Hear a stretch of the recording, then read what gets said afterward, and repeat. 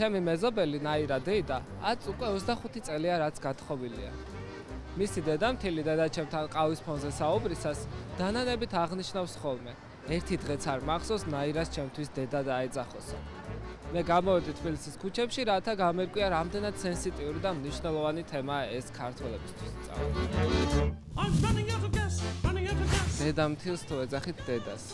მეძახი. მაინც რატომ? რა ვიცი, თუ კიდე სიმართლე არ მომთხოვა, რომ თუ შევადაუძახეო და მეც შეუსრულე. დედამთილს თავისი ადგილი აქვს ოჯახში. როგორ უნდა მოგექცეთ, რომ დედამთილს დედა დაუძახოს? ოჯახში მიმიყოს. როგორი უნდა იყოს დედამთილი, რომ დედა დაუძახოს?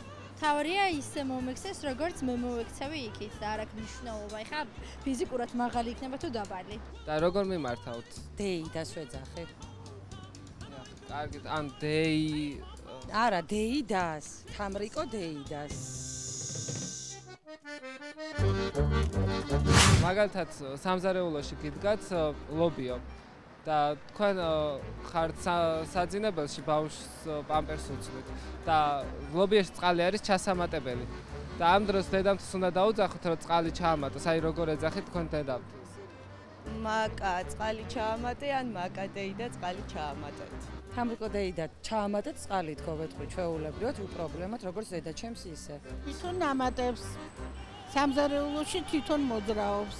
შეგიძლიათ ბავშვს მიხედოთ?